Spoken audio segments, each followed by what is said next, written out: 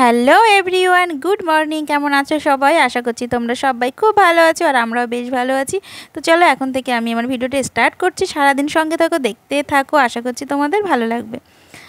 তো সকালবেলা ঘুম থেকে উঠে আশিপাশি কাজবাজ সেরে নিয়েছি, তারপর আমার জন্য আর আমার ছেলের জন্য ব্রেকফাস্ট বানিয়েছি। তো আজকে আমাদের ব্রেকফাস্টে তো দেখেই বুঝতে পেরেছো কী রয়েছে হচ্ছে ম্যাগি।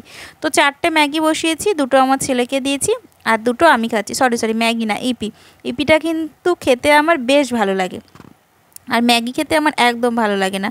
ম্যাগির মশলাটা না কেমন ঝাল ঝাল লাগে, তবে ইপির যে মশলা সেটা কিন্তু খেতে হেভি টেস্টি, মানে সবজি দেওয়া থাকে তো তার জন্য। তো বেশ আমি খাচ্ছি ওইদিকে, আর আমার সোনা পাপাকেও দিয়ে দিয়েছি। তো দুজন মিলে আমরা ম্যাগিটা কমপ্লিট করে নিয়েছি। ইপি খেলাম, ইপি খেয়ে শুয়ে আছি, ভালো লাগছে না, এত গরম আজকে বাইরে কি বলবো। এদিকে 2টো কাঁথা রোদ্রে দিয়েছিলাম, আমার একটা নাইটি ছিল, চিড়ি বৃষ্টি পড়ছিল, ঘরে নিয়ে চলে এলাম, তারপরে আবার রোদ্দুর বেরিয়েছে। ভাদ্র মাস, ভাবছি আলমারি থেকে সব জামা কাপড় বার করে রোদ্রে দেবো, কিন্তু সাহস হচ্ছে না। ভাবছি যেদিন রান্নাবান্নার চাপ থাকবে না, মানে রান্নাবান্নার চাপটা কম রেখে রোদ্রে দিতে হবে, না হলে সম্ভব হবে না। কারণ 2টো শোকেস, 2টো আলমারি, জামা কাপড় কি কম মনে করলে বলো তো? সব রোদ্রে দিয়ে ভাঁজ করে একদিনে তুলতে গিয়ে আমার আর শাশুড়ি মায়ের দুজনেরই লাগবে। দুজন থাকলে, রান্নাবান্নার চাপটা কম থাকলে তাহলে পারবো, ঠিক আছে। তো চলো আজকে আর রোদ্রে দেবো না, মাঝে মাঝে আবার অন্ধকার হয়ে আসছে, মাঝে মাঝে আবার রোদ্দুর উঠছে। যেদিন দেবো কড়া রোদ্দুর, মেঘলা আকাশের কোনো বংশ নেই, সেদিন রোদ্রে দেবো। তো চলো ওইদিকে ভাতের জলটা বসিয়ে দিয়ে এসেছি, চাল দেবো এখন, আর তারপর কি রান্না করি না করি দেখি। চলো ফ্রিজে রয়েছে মাছ বার করবো, ঠিক আছে চলো। আমি কিন্তু গুটি গুটি পায়ে চলে এসেছি রান্নাঘরে। তো এই যে ম্যাগি বলছি বারে বারে, দেখেছো যে ইপি খেয়েছি, যে পাত্র রয়েছে তো সে দুটোই বাইরে নিয়ে যাচ্ছি, মানে বেসিংয়ে রাখবো। তারপর কিন্তু আমি রান্নাবান্না বসাবো।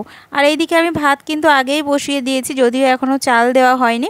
তো জল না এসে দেখছি টকবক করে ফুটে গেছে, তো সেটা দেখেই আমি তাড়াতাড়ি করে আগে ইন্ডাকশানটা বন্ধ করে দিলাম। তো চলো এবার চালটা দিয়ে নিই।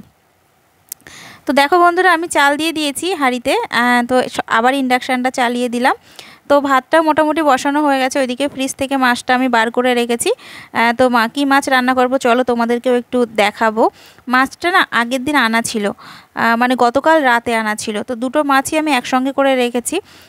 এই দেখো এখানে হচ্ছে ভোলা মাছ, আর তার সঙ্গে রয়েছে নিচের দিকে হচ্ছে লোটে মাছ। তবে ভোলা মাছটা কিন্তু ভারী স্বাদ ছিল জানো তো, খেতে হেভি লেগেছিল। একটু সর্ষে পাউডার দিয়ে করেছিলাম, বেশ ভালো লেগেছিল খেতে।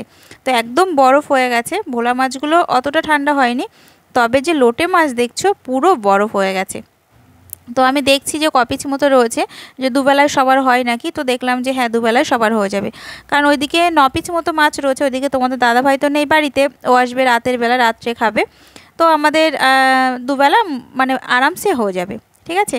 একটু ডিমও রয়েছে, মানে সামান্য। এই দেখো এইদিকে এই মাছগুলো না মানে পুরো বরফ হয়ে গেছে, জমে গেছে। তো এটা বরফ না কাটলেও কোনো ব্যাপার না আমার, যেহেতু আমি লোটে মাছটা কালকে একটু ডালের সঙ্গে খাওয়া হবে, আজকে আমি ভোলা মাছটা করে নেব। দেখো বন্ধুরা বাইরেটা কেমন মেঘলা মেঘলা আকাশ, কি রোদ্দুর ছিল একটু আগে, বাপরে বাপ কড়া রোদ্দুর। এখন দেখছি চারি সাইডটা না মেঘ মেঘ করছে, রোদ্দুর নেই এখন আর। এই দেখে কি জামা কাপড় আর বার করা যায় নাকি? বার করলে কোনো কাজে দেবে বলো তো? ওইদিকে মা জামা কাপড় ধুচ্ছে, ওই যে মা জামা কাপড় ধুচ্ছে, আর আমি এখন রান্না বসিয়ে দেব। গাছগুলো এই পাশে নিয়ে এসে বেশ ভালোই হয়েছে বলো, তাই না বলো? দেখো দেখতেও কিন্তু অনেক সুন্দর লাগছে। আর আগে ছিল ওদিকে একটা, ওদিকে একটা, ওদিকে একটা, আমার ছেলের জন্য এরকম হয়ে যায়। আর এইদিকে বেল গাছটা এখানে রয়েছে, এটা আমি আর সরাতে পারিনি। বেল গাছটা, লেবু গাছটা, এই দুটো না আমার দ্বারাই আর হয়ে ওঠেনি। 2-3 জন লাগবে, না হলে হবে না। ঠিক আছে চলো যাই রান্নাটা বসাই। ভাবছি পুঁই শাক কাটবো নাকি, মাছ তো দেখালামই, ভাবছি কুমড়ো নিয়ে এসছে। একটু কি কয়েকটা পুঁই শাকের ডাল কেটে কি একটু কুমড়ো দিয়ে করব না কি করবো বুঝতে পারছি না। আরও সবজি রয়েছে। দেখো ঢ্যাঁড়সগুলোর অবস্থা কি হয়েছে, শুকিয়ে শুকিয়ে যাচ্ছে।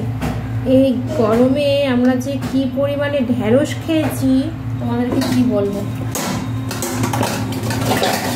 আমাদের দাদাভাই হাটে গেলেই ঢ্যাঁড়স পটল, ঢ্যাঁড়স পটল এত বিশ্রী লাগে না আমার, কি বলবো আর। কত ভালো লাগে একই জিনিস খেতে বলো তো। তাই রাগে না এই কদিন করিনি, তবে আজকে করেই ফেলতে হবে, না হলে কিন্তু নষ্ট হয়ে যাবে, তাই না? পয়সা দিয়ে কেনা জিনিস নষ্ট হলে তো আবার গায়ে লাগে। যাই হোক, একটু পেঁয়াজ দিয়ে ভাজা মতো করবো। রাগে আর ফ্রিজেও রাখা হয়নি।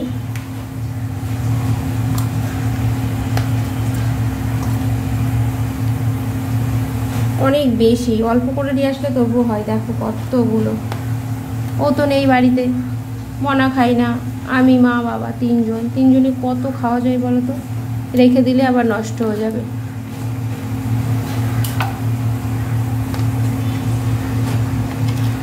এই দেখো 1 গামলা। এই ভাজতেও কত তেল লাগে বলো তো।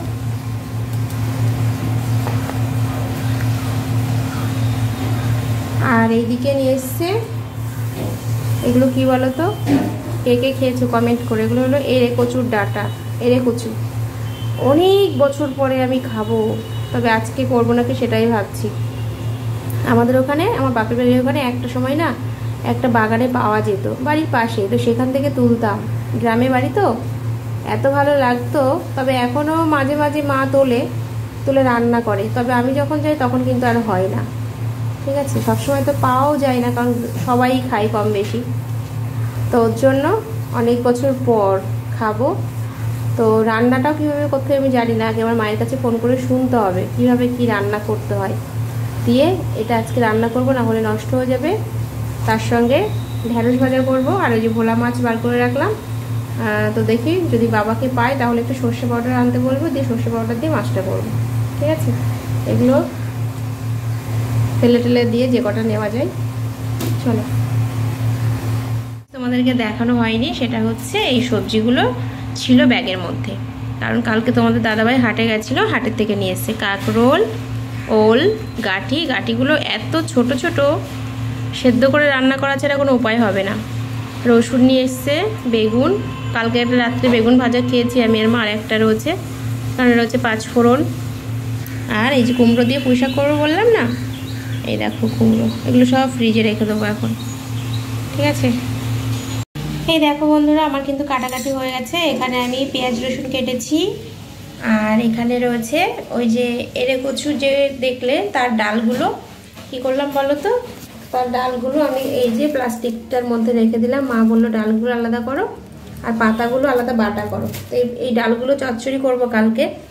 আর পাতাগুলো এখানে আমি কুচি করে কেটে নিয়েছি, হালকা করে সেদ্ধ করে নিয়ে তারপর রসুন, পেঁয়াজ আর কাঁচা লঙ্কা দিয়ে পেস্ট করে মিক্সিতে দিয়ে তারপর কালো জিরে ফোড়ন দিয়ে একটু ভাজা করব। ঠিক আছে, আর এখানে ঢ্যাঁড়স, পেঁয়াজ আর কাঁচা লঙ্কা দিয়ে ভাজা হবে। আর এইগুলো রেখেছি মাছের ঝোলের জন্য। ঠিক আছে, চলো এবার রান্নাবান্না বসিয়ে দেবো। 11:30 বাজে।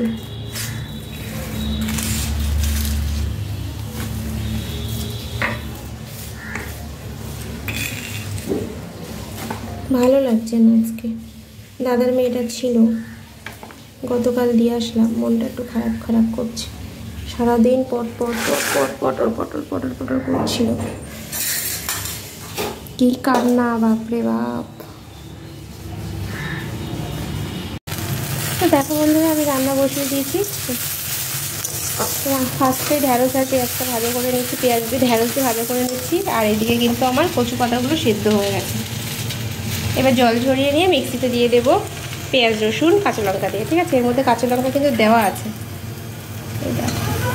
হ্যাঁ, কে দিল? এখানে রাখলি কেন? চাবি এখানে রাখে, কে দিল? তো বন্ধুরা, এদিকে আমার মাছের ঝোল বসানো হয়ে গেছে। এখন শুধু কচু পাতাটা ভাজা করবো, তাহলে হয়ে যাবে। আর এইদিকে দেখো, আমার সোনা পাপার একটু হরলিক্স খেতে ইচ্ছা করছে, তাই একটু জল গরম করে নিলাম। এখন আমি আর আমার সন্টু দুজন মিলে হরলিক্স খাবো। যেহেতু সকালবেলা ম্যাগি খেয়েছি, আর ভারী কিছু খাওয়া হয়নি, তো এখন যদি ভাত খেতে যাই তাহলে কিন্তু দুপুরের খাওয়াটা হবে না। ওই জন্য ভাবলাম চলো এখন একটু হরলিক্স খেয়ে নিই দুজন।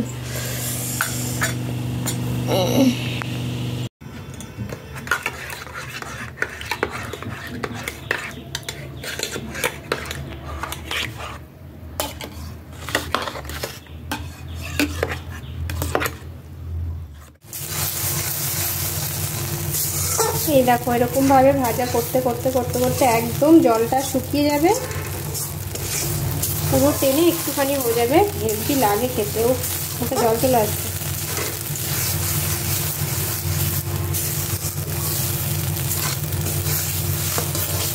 কালো জিরে ফোড়ন দিয়েছি।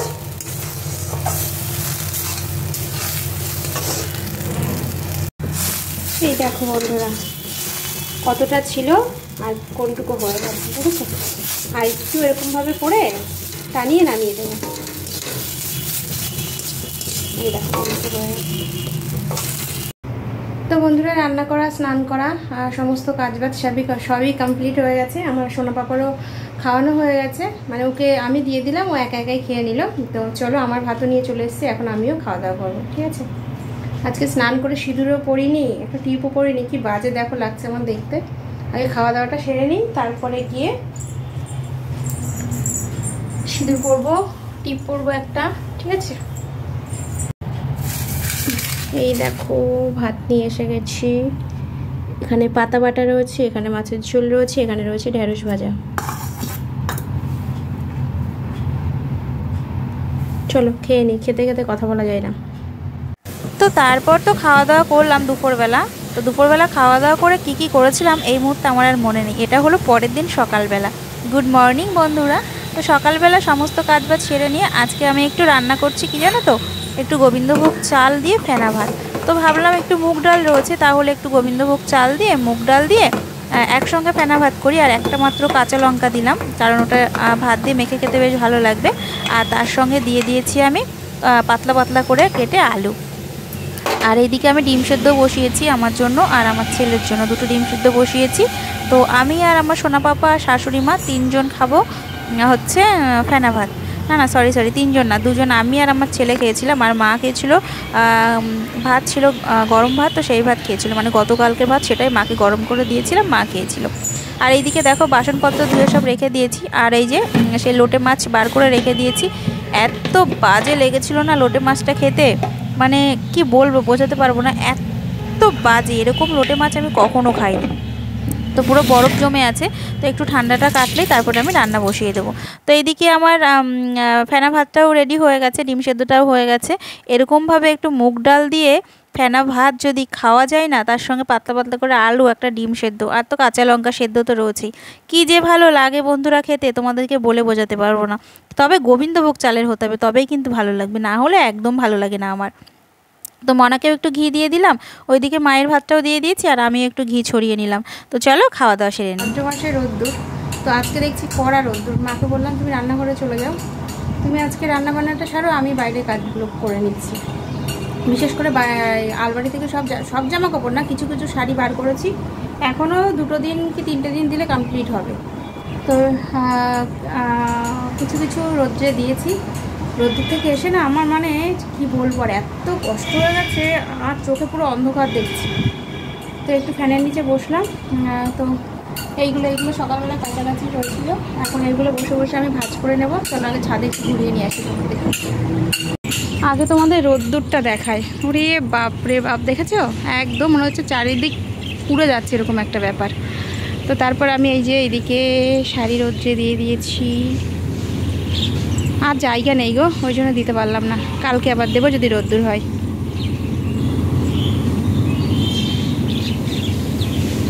অনেকগুলো কুর্তি, এই দেখো এই কুর্তিটা, তারপরে ব্লাউজ, অনেক কিছু আমার পোকায় কেটে দিয়েছে।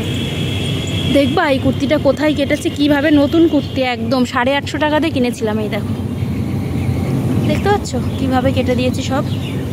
ওর জন্য আর রোদ্রে দিলাম, না হলে আমি কোনো বছর ভাদ্র মাসে রোদ্রে দিই না, জানো তো, এবছরই ফার্স্ট টাইম দিলাম। এই যে বাপরে বাপ, ছাদে পা রাখা যাচ্ছে না, পা পুড়ে যাচ্ছে। চলো এখন ওইগুলো ভাজ করে নিই। তো তারপর আমি জামা কাপড় ভাঁজ করতে বসে গেছি। আর ভিডিওটা কিন্তু আমি কন্টিনিউ করতে পারিনি। এই যে শাড়িগুলো রোদ্রে দিয়েছিলাম, মানে শাড়ি, মনার জামা প্যান্ট যেগুলো রোদ্রে দিয়েছি, এগুলো ওই 2-2:30 নাগাদ যখন তুলেছি, আমার পুরো 5টা বেজে গেছিলো, জানো তো। তারপরে আর ইচ্ছা করছিল না যে আমি ভিডিও শ্যুট করি। আর এত গরম পড়েছে, এত গরম, মানে মারাত্মক গরম। ছাদের থেকে সব রোদ্রের মধ্যে দাঁড়িয়ে ভাঁজ করে করে তারপরে ঘরে নিয়ে এসে তবেই আমি আলমারিতে ভরেছি। প্রচণ্ড কষ্ট হয়ে গেছিলো, মানে আমার শরীর খারাপ হয়ে গেছিলো এরকম একটা ব্যাপার। আর এখন তো শরীর খারাপ লাগছেই। তো চলো বন্ধুরা, আজকের মতো এই পর্যন্ত। সবাই খুব ভালো থেকো, সুস্থ থেকো, দেখা হচ্ছে আগামীকাল। টাটা।